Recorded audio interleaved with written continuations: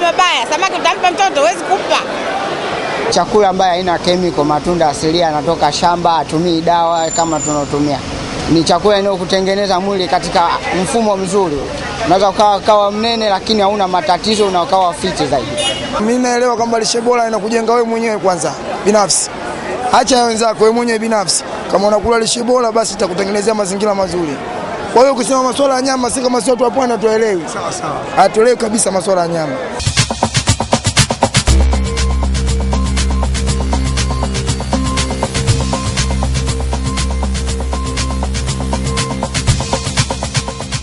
Nutrition is the backbone upon which national agriculture and food security investment plans should revolve. It is now my pleasure to declare that the Cardiff Agriculture and Nutrition Capacity Development Workshop here in Dar es Salaam is now officially opened. Key developmental stakeholders met in the Tanzanian commercial city Dar es Salaam from February 25th to March 1st, 2013 to discuss concrete actions needed to facilitate nutrition security through improved agricultural practices in Africa. The new Partnership for Africa's Development, NEPAD, through its flagship program, the Comprehensive Africa Agriculture Development Program, CAADP, in collaboration with Tanzanian government, recently held discussion with representatives from Regional Economic Committees, REC, the Bill and Melinda Gates Foundation, and other development partners at a special workshop on the Eastern Central Africa Regional CAADP Nutrition Program. The Tanzania Agricultural Food Security Investment Plan, TAFSIP, was developed and launched on the 11th November 2011. That brings all stakeholders in the agricultural sector to a common agenda of comprehensively transforming the sector to achieve food and nutrition security, create wealth, and reduce poverty.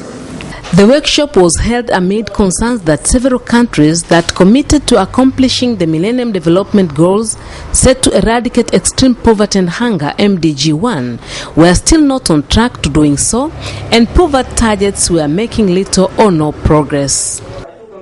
Out of this workshop, we expect, countries and even development partners and other stakeholders to do business differently. Because coming from this workshop, the investment plans as revised will help countries, member states to mobilize resources from within the national coffers, but also to mobilize resources from development partners.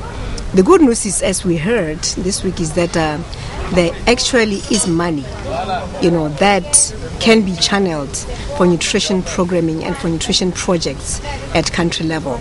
So we believe that, since we'll have better plans and better instruments with good proposals, we indeed can harness resources to implement nutrition better. The urgence for increased momentum to achieving this and other MDG goals, therefore, were being intensified as the 2015 deadline approaches. The meeting worked around the theme, Building Capacity to Mainstream Nutrition in National Agriculture and Food Security Investment Plans in Africa, brought together a range of participants from 18 countries versed in nutritional issues, including CAADP country focal points and delegates from Ministries of Agriculture, Health, Education, Finance, Civil Society and private sector. As a private partnership member, for the industry it's usually very simple. Any strategy which is developed and agreed upon, roll it out. For us it's usually as simple as that. Just roll it out. Put it in the public domain. Let us take it and run with it as an industry. Nous comprenons que pour 1 franc que nous dépensons pour la santé, c'est-à-dire pour la nutrition, nous pouvons en gagner plus. Parce que la santé, quand il n'y a pas la bonne nutrition, il n'y a pas la santé. Et donc dans ce cadre, j'y veillerai personnellement et que pour que le gouvernement prenne conscience de cet important dossier et qu'au niveau de l'Assemblée, qu'un plaidoyer soit fait pour qu'une enveloppe conséquentes soient allouées pour ce secteur.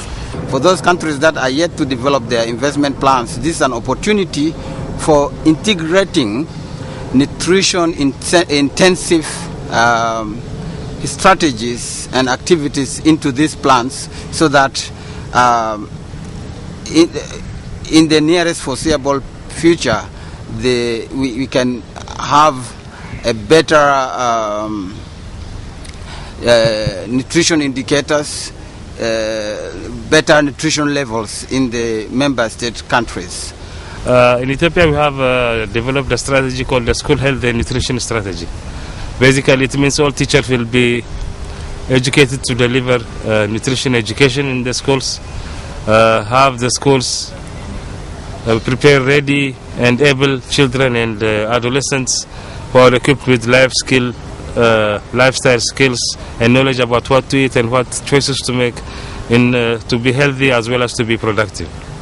So in schools we will also have a proper water and sanitation as well as school gardens so that they promote and educate other communities at rural areas as well as in urban areas. So we are going to go back with recommendations from this workshop, and we are hoping to identify particular sections of enhancing nutrition in agriculture for the purpose of improving the nutrition well-being of our vulnerable people in Uganda.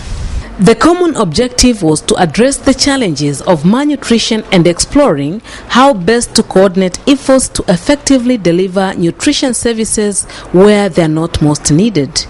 The issues of nutrition were not adequately addressed, and here came a challenge from our side as a country to bring them on board by consulting different stakeholders, and our main stakeholder was the Ministry of Health and the Social Services, and then we consulted the TFNC so that we can bring on board the issues which have been addressed in the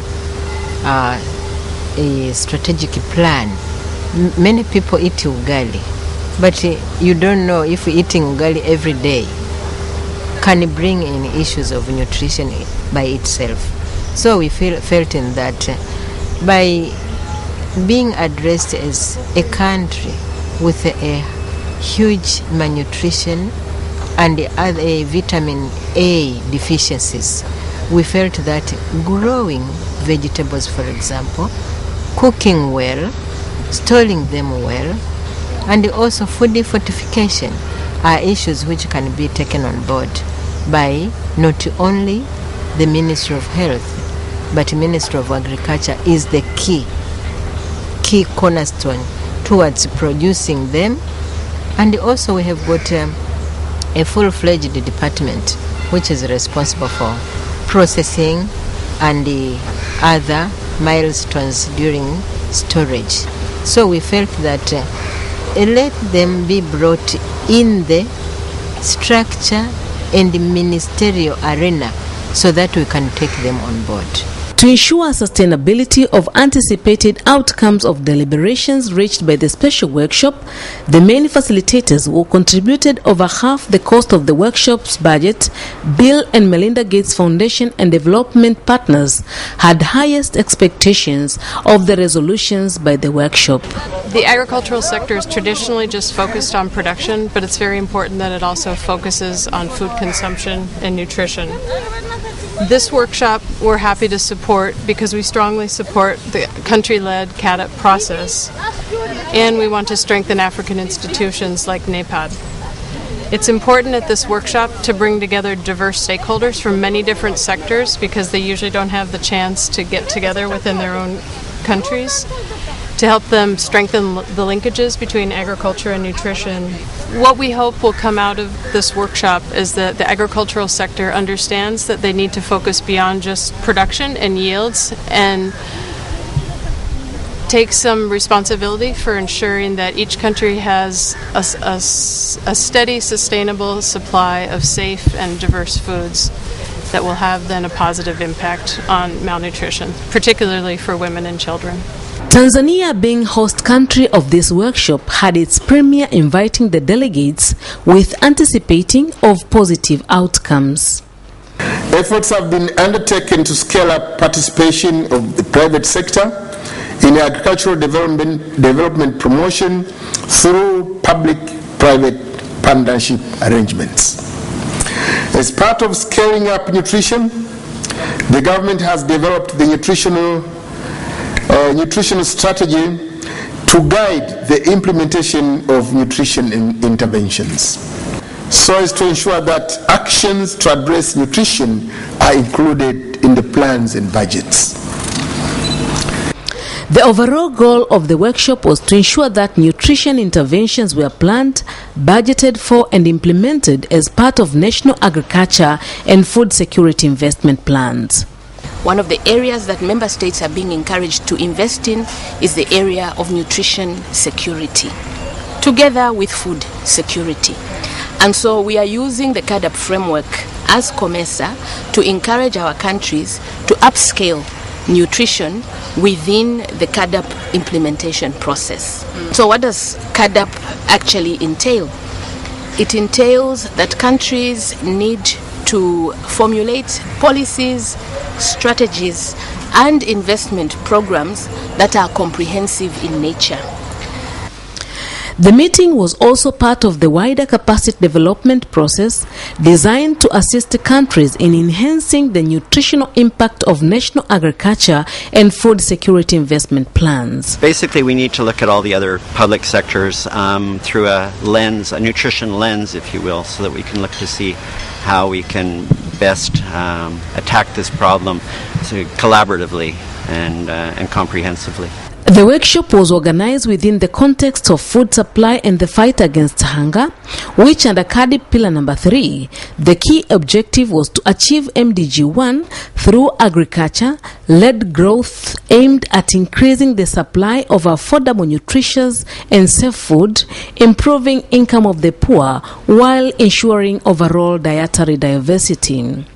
One of the CAADP pillars is precisely about sustainable land and water management.